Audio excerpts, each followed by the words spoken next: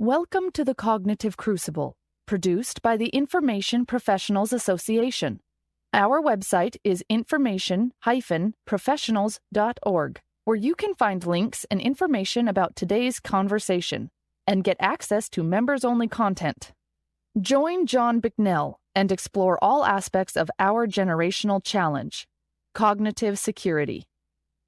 My guest today on the Cognitive Crucible is retired U.S. Army Major General John Davis, who is the Vice President for the public sector for Palo Alto Networks, where he is responsible for expanding cybersecurity initiatives and global policy for the international public sector and assisting governments around the world to prevent successful cyber breaches. Prior to joining Palo Alto Networks, John served as the Senior Military Advisor for Cyber to the Undersecretary of Defense for Policy, and also served as the Acting Deputy Assistant Secretary of Defense for Cyber Policy. Prior to this assignment, he served in multiple leadership positions in Special Operations, Cyber, and Information Operations. John earned a Master of Strategic Studies from the U.S. Army War College, Master of Military Art and Science from the U.S. Army Command and General Staff College, and a Bachelor of Science from the U.S. Military Academy at West Point. General John Davis, welcome to the Cognitive Crucible. John, thank you very much for the invitation to do this. I'm really looking forward to it. I wanted to start this off and flip things around a little bit. Frequently, these types of questions are saved for the end. But you have been a part of the military information operations community for quite some time, since at least the mid-1990s. I am curious, what advice would you give to a young military information operations professional who is just getting started on his or her career? Well, thanks, John. And that is a great question. And I've got quite a bit to say about it. I'd like to give you my view of the reality of what their profession means today, and then I'll give a piece of what I think will be important advice. But let me start by saying congratulations, you're now on the front lines in modern warfare. And let me take just a couple of minutes to explain why it's really important to believe what I'm saying about the front lines in modern warfare. I'm not trying to be cute, and it's not hyperbole in my view. I mean, look at what's happening. Our adversaries have long realized that they don't want to take on the U.S. and its partners and allies in traditional armed conflict. They know it would be very costly, and they likely conclude that they would lose. I'm certainly not advocating for doing away with traditional warfare capabilities, but I do think there's a growing possibility that just like nuclear capabilities, while we need to have them, their use will become more rare in the future. But look at what else has been happening over the past several years.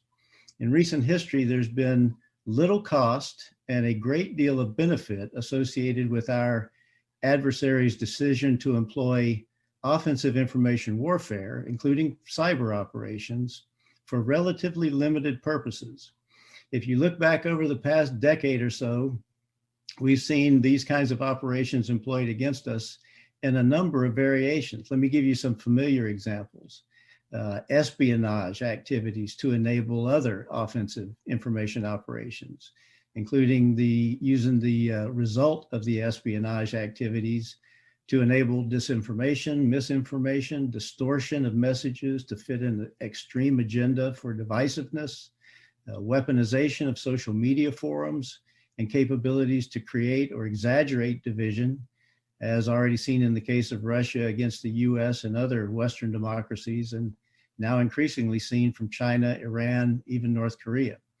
And there are other operations, reconnaissance and pre-positioning for future effects, like was done with the Black Energy bot in our electric grid systems, testing for effectiveness on small scale to gauge a reaction from a targeted country, like the cyber breach of a small New York dam is one example, and even other operations designed to do things like creating social chaos and undermining Western democratic institutions.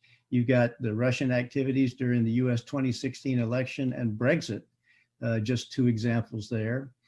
raising funds to circumvent sanctions. Ransomware is one example by North Korea. Sending messages and signaling. The Iranian distributed denial of service on US financial sector and the Sands Hotel disruptions are two examples. And you even have stealing of intellectual property, with China being the largest example, or research, and COVID-19 vaccine is a current example, stealing this property for profit or advantage, and the list goes on and on. What's important to understand is these types of operations have become especially attractive in recent years for adversaries that want to operate in what we call the gray zone. They operate in this space because they see tremendous advantage over the US and Western democratic countries, as opposed to fighting in the traditional physical dimensions where, as I mentioned before, they likely conclude they would lose under some very costly circumstances. But by operating in these ways below the traditional threshold, a threshold that used to result in a targeted country's determination that an adversary's actions had clearly crossed a red line that constituted use of force or armed aggression or hostile acts. But by staying below that threshold, adversaries have been able to frustrate targeted countries' responses. They've also seen tremendous effect at leveraging these types of information warfare operations in order to sow fear, uncertainty, divisiveness, and undermine the fabric of democratic societies. I mean, and by the way, you take a look at this, the impact of this deadly global pandemic, add to it severe world economic instability across many sectors of industry, and then on top of that, pour some, recently inflamed racial tensions on top of a historically divided society with many, within many Western democracies. And you got a historical opportunity for our adversaries to gain an advantage over those democracies. I mean, truth has never been put into more doubt, while selective truth and distortion to fit extreme agendas and vastly different worldviews on both sides of political and cultural divides has never been more powerful. I believe that Western nations are experiencing a time of great risk to national and international security, to economic viability, and even public safety and societal stability. Our adversaries know this and are positioning themselves to gain advantage with great urgency by using many of the things that I just described throughout the fertile digital environment of social media and other traditional types of media. I don't know if it's an existential problem, but it's certainly a situation where adversaries recognize that they have a significant opportunity for repositioning advantage and relative power among nations, and influencing Western domestic publics to cause both extremist sides of cultural and political divisions to demonize each other instead of recognizing the real foreign enemies behind many of these activities in some cases, and at least boosting them in other cases. It's an extremely powerful tool empowered by today's digital age. So that's why I mean what I say about being on the front lines in modern warfare. I'm deadly serious, and I think that our national security, our economic competitiveness, and even our public health and safety is on the line. Now, the piece of advice that I would offer, if I may, it's about trust and credibility. And I think this will be absolutely critical to your success. A little history about my experience with in special ops. When I graduated from the military academy in 1980 and joined the infantry, although its history long preceded the 80s, special operations were just beginning to really take hold in our military. And unfortunately, it was because of a national catastrophe and an embarrassment. Operation Eagle Claw and the failed attempt to rescue the US hostages in Iran in April of that same year. Prior to that mission, the traditional military viewed special operations with much suspicion and even contempt in some cases. And as a result of the mission failure, Congress essentially took the operational role of special operations away from the services, who had really never given it as much priority or respect as it deserved, and created US Special Operations Command. And this was largely against the will of the services. This was a necessary step, in my view, in building the kind of world-class capability the nation needed, but the level of suspicion and resentment among the services continued for many, many years. And only through the dedication, professionalism, and I would say slow buildup of trust and credibility of our special operations forces did we overcome those legacy views of dismissal or suspicion.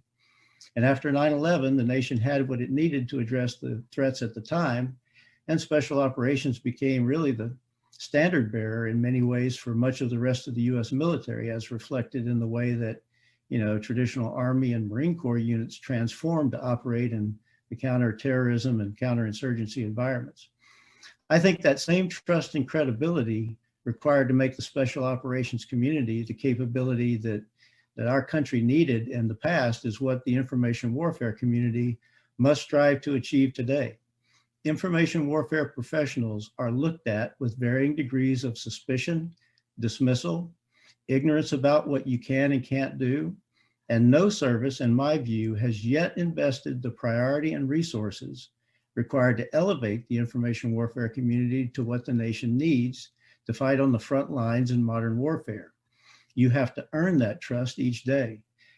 And I would submit the first priority you should focus on is learning how to build trusted relationships. What you will be required to do to be effective requires teamwork across many different tribes, if you will, and requires the approval of many different levels of leadership that may not understand the magnitude of what you're doing as well as they should. You will be coordinators, not owners of capabilities. You must master the integration of various information-related capabilities required to achieve a position of advantage against our adversaries. You must be seen as a trusted and credible professional who can deliver real outcomes. Nothing is more important to your success, in my view. Nothing.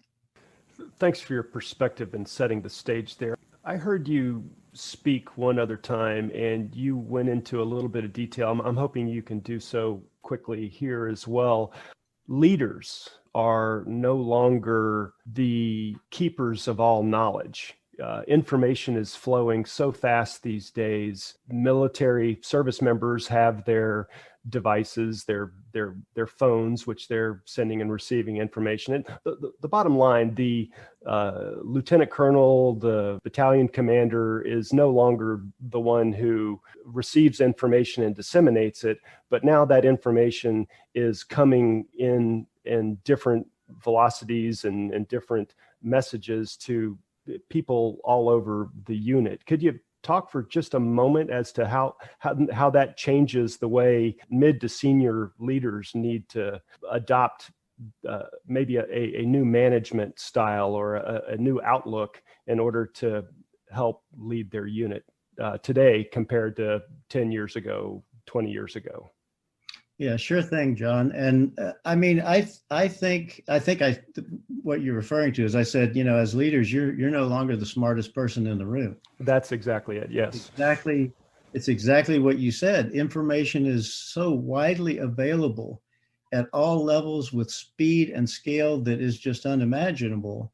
And so the dynamics are very different today. So while I truly believe there are some aspects of leadership that are evergreen, they'll never change, having leadership that's based in values, understanding what's important, having a vision, articulating and enforcing that vision, being able to sort out, the priorities in a way that are after the organizational goals, not your personal goals. There are a lot of things that are evergreen and will never change. But for me, at least in today's world, some things have changed about leadership.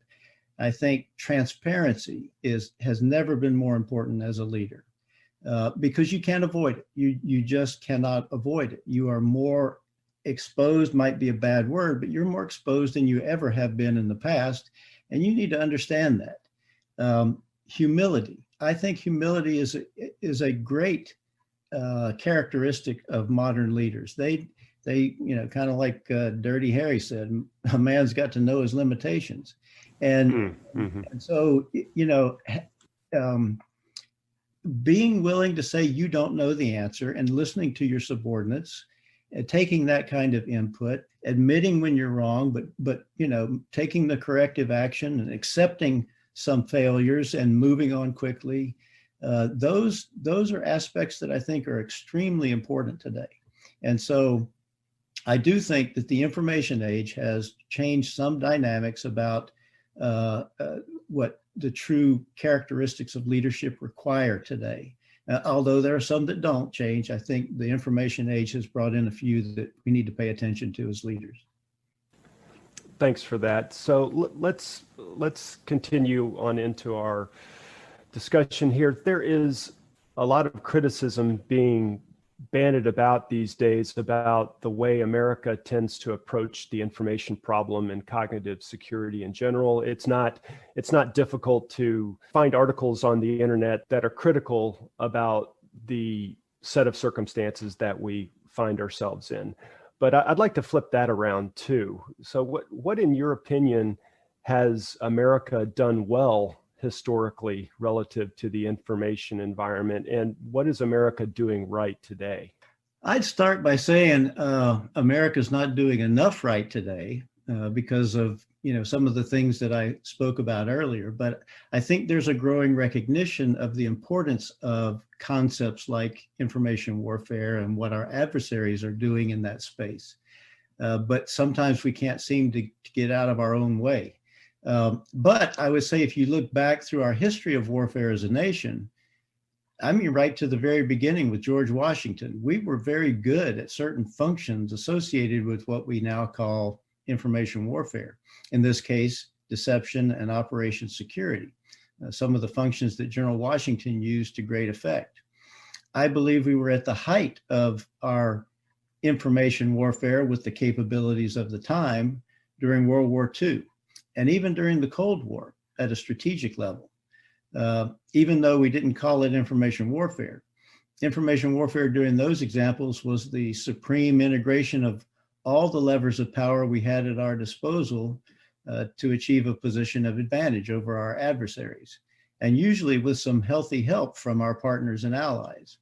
One case, World War II, in a traditional war, and one case, the Cold War, and what I would call warfare, but not traditional war, more like political warfare or economic warfare. In my personal experiences, I think we tend to do better at information warfare when we stay in the shadows, especially on the offensive side. That was the case in World War II by the OSS, the precursor to special operations in the CIA. I think JSOC is a good modern example.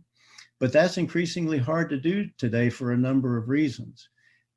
In my experience, the larger the military involvement needed and the broader the effort required, the more resistance we encounter from if you will, a roles, responsibilities, and equities perspective among the different segments of our deliberately divided form of government. And that's why it's relatively easier for Russia, China, Iran, and North Korea to do these kinds of things. There's not a lot of infighting between the tribes, if you will, and not much of a separation of powers dynamic going on in those more autocratic forms of government. And at least from my personal history, we can avoid many of those fights when we stay in the shadows as much as possible. Though, I'll admit there is certainly a role for open, overt action as well in some cases. We were able to achieve some great successes, I think, in Iraq and Afghanistan, especially in the special operations community, and in places other than just Iraq and Afghanistan, by the way, although you'll never read about them in the media, and many of the investigative journalists who have tried to cover these things never quite get the whole story right, thankfully. In my view, I'll admit it's only a thin veil of secrecy, but it's enough to protect forces, capabilities, tactics, techniques, and procedures, and keeping the continued ability to outmaneuver our adversaries in the information environment, which gives our forces and missions a position of advantage, and not lose them immediately after they are uncovered in the public eye. This is where I would say we had some limited successes in presenting the cognitive security problem for our adversaries. Right. And let's just stick with that, cognitive security. So I want to take the remainder of our time to examine cognitive security from a private industry, corporate vantage, compared to national security and government vantage. But first, I think it might be helpful to define terms. Cognitive security, if you ask 10 different experts, you might get 10 slightly different definitions of what cognitive security means. Could you take a moment and tell us what you think about when you think of cognitive security? Sure thing, John. I'd say the best way I can think of describing it, like I would for my nieces and nephews who don't know much about this, by saying, don't be fooled. I think this applies to you as a person as well as you as an organization. I mean, listen, I was in the information warfare community from the mid-90s until I really began to focus mostly on the cyber portion of information warfare in 2008. And one thing that plagued us back then, and I think continues to plague us today, is what I'll call term warfare. That's what I mean when I said earlier, we can't seem to get out of our own way. We argue over terms. Historically, we've argued in this arena over command and control warfare, information operations, what capabilities and functions are included in information operations, who owns what and gets what resources and priorities. And by the way, most of the term warfare fights are over resources. My advice to anybody who will listen is to forget about the term warfare dynamic. It's really a red herring. I believe it's truly information warfare. And while we're not in the traditional war with the modern threats, we are in a form of warfare, whether that term rubs you the wrong way or not, just like political or economic warfare, as I said earlier. But instead of calling the broader term information warfare or information operations, I'd just call it what it is. It's modern warfare. And the common objective across every single function or capability involved in this modern form of warfare, including cognitive security, is to create and maintain a position of advantage over your adversary. That's what each of our adversaries are doing that to us right now. And in my opinion, we're losing badly in some cases. In terms of cognitive security, that's why I say it's about not being fooled, which is the aim of both adversaries and industry as well, by the way. Yes, your device is listening to you, but it's not the US government unless you're doing something very wrong and there's a warrant out to surveil you. It's the companies who want to sell you stuff by modifying your decisions and behavior. It can even be from politicians who want to influence your vote and support. And in many ways, marketing is a form of influence to shape your behavior. You have to be, in my view, you have to be very discerning about anything you see or hear these days. And cognitive security, to me, is best handled by a little bit of common sense and some basic research before you act. Who is really behind what you're seeing or hearing, and what are they trying to influence you to do? A bit of research, validation from various sources, a suspicious attitude about who's knocking on your digital front door before you open it up, proactively setting up your cognitive security locks, alarms, and other warning features, just like you would do to keep bad people or even solicitors from getting in your house. These things to me represent the application of cognitive security for any person or organization. And there are a lot of entities trying to fool you with increasing speed and scale because they are increasingly using automation and software-based advanced analytics, such as big data analytics, behavior analytics, structured and unstructured machine learning, neural networking, and AI. Don't be fooled, be discerning, be suspicious. I don't believe it's about being paranoid. It's just plain being smart in today's world. Right. Would you say it's a fair analogy that at this moment we are similar to the people back in the 1400s when the printing press came online? That was a game-changing technology, and the people alive back then had to adjust to the the repercussions of that new technology, just as we're having to adjust, like you were just saying, being critical, being discriminating about the information and how you process it. It's somewhat analogous. Yeah, I think there in many ways it is, although also this dynamic has been with us in terms of war and warfare since the beginning of time, but it manifests itself in different ways through the use of technology.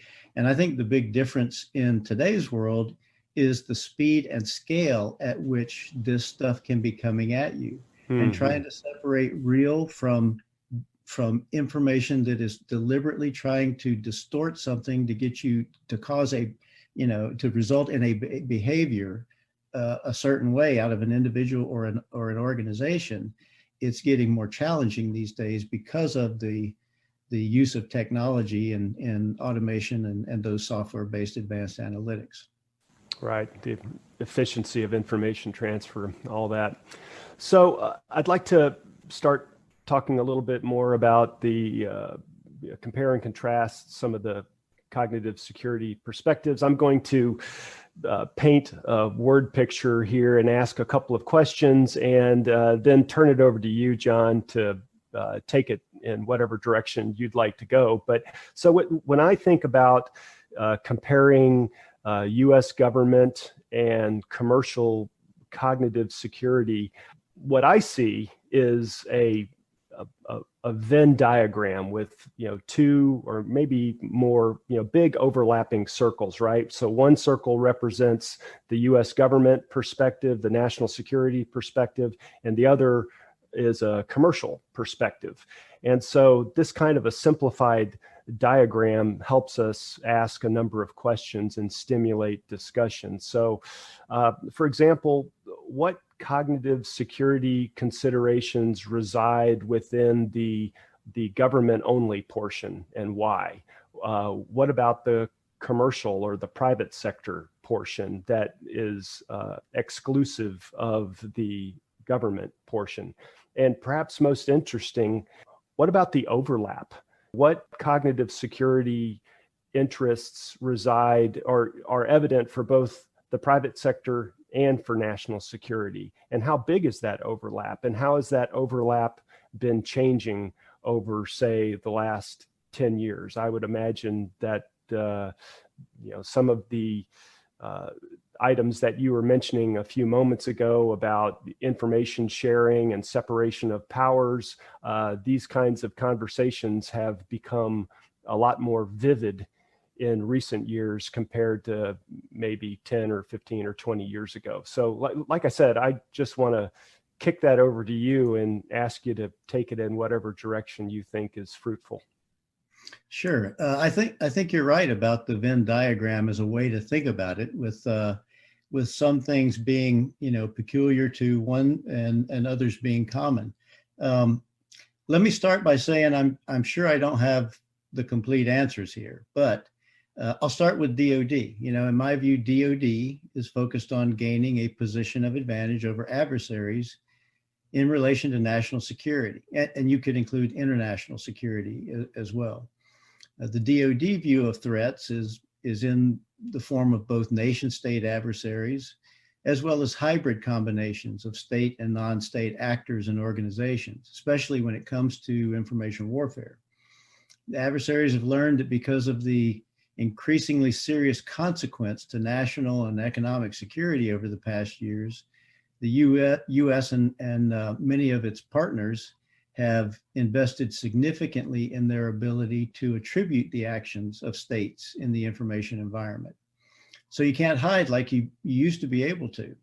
So they are increasingly leveraging, entities like front companies, surrogates, research and academic, with quotes around that, entities, criminal organizations, patriotic hackers, and even moonlighters in some cases. And this is a dangerous trend in my view. It's what I worried about more than the quote cyber Pearl Harbor or cyber 9/11 when I was the senior military cyber advisor at the Pentagon before I retired. These loosely controlled third-party actors and organizations have questionable motives and skills, As a result, I think it's increasingly likely they'll do something at either the direction or inspiration of a nation state that will escalate out of control or be mistaken by the target for their intentions. And I think that can easily escalate into more traditional forms of warfare. Industry, on the other hand, I think is looking to gain, and that was just DOD. I'm sure there would be a different, we could talk about, the Department of Commerce and Treasury and the view of the economic side of things as well. But industry, on the other hand, I think that, they're looking to gain a position of advantage for profit. And their view of threats is both their competition as well as the criminal threat. And I think increasingly today, they're worried about the nation state threat and those combinations of the two, in my view. So I think one of the most important things in the overlap area is that combating disinformation and distortion requires cooperation from both sides, from both government and industry. And this is because the information environment is largely owned, operated, and maintained by industry. And in the battleground of social media, which is one of the most important areas of operation in modern warfare, governments, especially those that value privacy and civil liberties and freedom of speech, are not equipped to fight the threats without the support of industry. So that's how that's a quick look at the way I would divide up the differences as well as the similarities. And the similarities largely around the need for cooperation between the two in order to be successful against these threats. Right. So cooperation and transparency is definitely a theme for your discussion on these topics. Do you envision a future, maybe it's already here, it's probably already happening a little bit, but a more deliberate exchange program, if you will, between private industry and government in order to help level set or in order to help increase that collaboration and partnering between the private and government side? Is that kind of thing happening, or do you think it needs to happen more, or is it about right? Oh, I definitely think it needs to happen more, John. And, I'll go back to my military experience, and in large measure, looking at, from my time in the special operations community, we devoted a significant amount of resources at basically I'll just call it the LNO concept, the liaison officer, but it often was more than just one LNO. It was representative of a team that you would embed in all of the other organizations that you would need to partner with in order to be successful. And likewise, there would be reciprocal. You would want teams from the other organizations embedded in yours so that you understand culture, you understand process, you can deliberate more quickly on equity related issues and authority related issues and come to some type of agreement or consensus by finding the common purpose behind everybody in a team environment. I don't know if folks haven't read General McChrystal's book, Team of Teams, but that would be a great book to understand this dynamic. I think it's very important not just to do that across military organizations, but to do it anywhere that there is a cooperative effort required across a very large set of entities to be successful. This concept of embedding your capability with them and vice versa, I think is a very, very, it's a win-win, and it really does work. I have seen, I don't think there's as much of it happening in this arena as I would like to see between the public and private sectors. I have seen in my experience in my company that I work for now in the cybersecurity industry, I've seen this in the case of cyber threat intelligence sharing and being able to embed, there are programs, for example, in the services that allow them to, at a certain level for officer development, you can embed people in training with industry or education with industry, and you can, it's a way to do what you're describing. And then after spending some time in an industry threat intelligence organization, an Army officer, for example, might have a follow-on assignment in, let's say, Army Cyber Command, or maybe somewhere in US Cyber Command, and they've got a much better appreciation for the capabilities of what can happen in industry and how they can work together on towards common objectives, which is what's required for the dealing with the cyber threats we face today. It's no different, I think, for the broader set of information warfare capabilities. But once you start talking about propaganda and public affairs and media, it becomes increasingly difficult because because of the dynamic where it looks like government is doing things and operating in areas where there might be some resistance to that from the public in general. So is it needed? Yes. Do we need more? Yes. Is it easy? No, it's not easy to do that.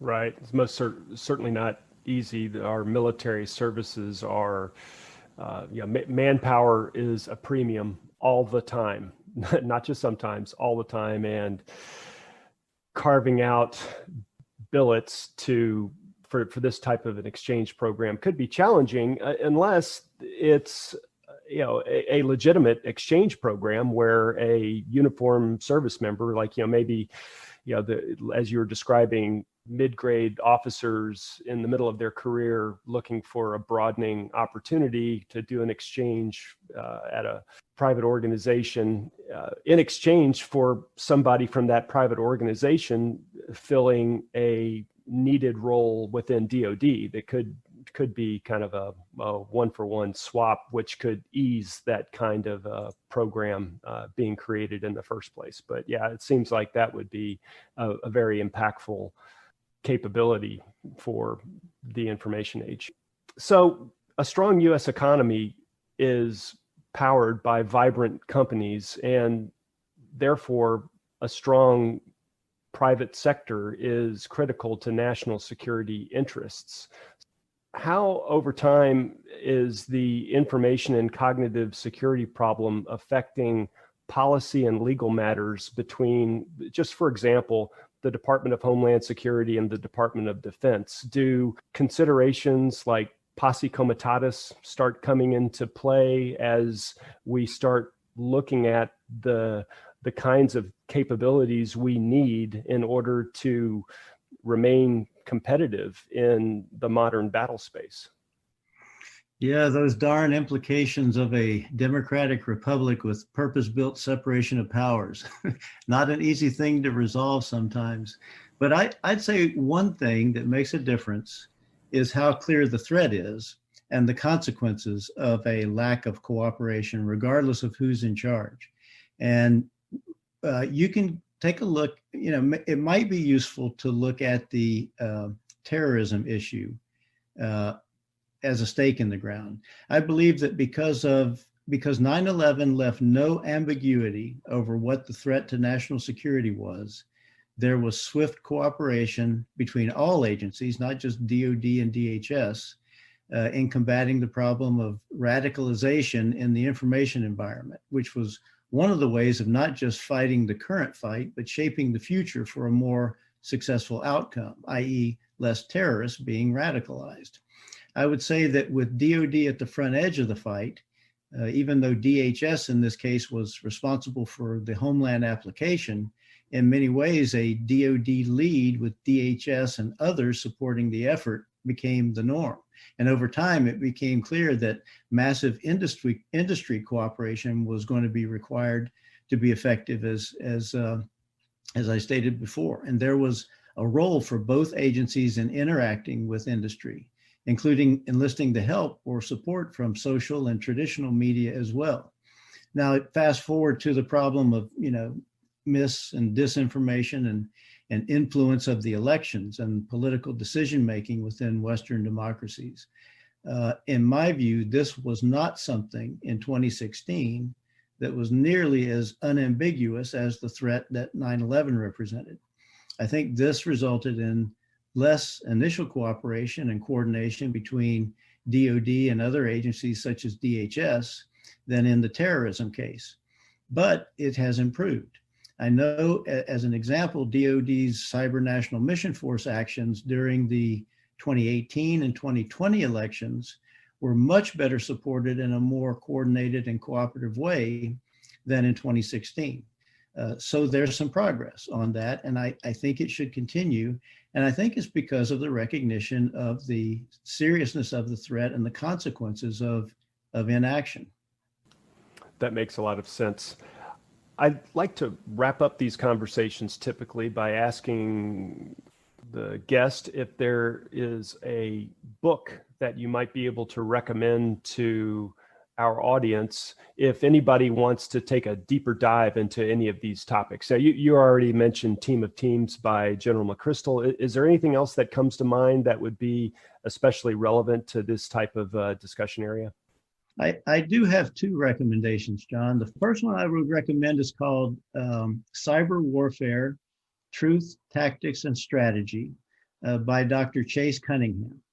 I happen to serve on the Cybersecurity Canon, CANON committee, and we write book reviews of those books that the cybersecurity community should read or not read. And I recently read this book and I did a review for the Canon, and I recommended it for the Canon Hall of Fame. I think I said something in my review to the effect that, this is a book that provides a contemporary PhD level education about a topic that truly has the potential to fundamentally change the way that we perceive our world and as a result, act to combat the dark underbelly of what's increasingly happening in our modern digital age. It's written by an author who's, he's been there and done that he was, working in the U.S. military, was a Navy Master Chief, worked at NSA, worked with intelligence and law enforcement cyber communities, and now with the global, he has current experience across the global industrial cyber landscape. So I think, and what I loved about this book was it broadens the traditional discussion about the cyber topic and includes some really good insight into how traditional cyber tactics and capabilities intersect with modern day tactics and capabilities in the overall information warfare campaigns that are being waged by various adversaries. So it's a book that explains what's happened in today's fast moving and complex age by focusing on recent events, and it looks at the threats behind them and current complementary information warfare trends that present significant challenges for any defense against these dangers. The second book is a book called The Art and Science of Military Deception, edited by Dr. Hy Rothstein and Barton Whaley. First, a warning, this is a thick book, and I'd recommend it only for those who have a serious interest in understanding the full history and evolution of military deception and the important role it's played over time. But of particular interest in terms of cognitive security is the very last chapter about counter-deception planning. And I think in this chapter, you'll find some interesting lessons about best practices in countering deception, which I think have some parallels with the aspect of cognitive security as well. All right, fantastic. Thank you so much for those recommendations. We will have links to those resources in the show notes. And with that, John Davis, thank you so much for being on the Cognitive Crucible. It was fun, John. I enjoyed it, and I hope that those young information professionals out there really paid attention to that stuff up front. I really mean it, and I wish them the very best of success. The Cognitive Crucible is the only podcast dedicated to increasing interdisciplinary collaboration between information operations practitioners, scholars, and policymakers. To find out more about the Information Professionals Association, visit us at information-professionals.org. Please support our podcast by giving us a 5-star rating and leaving a review.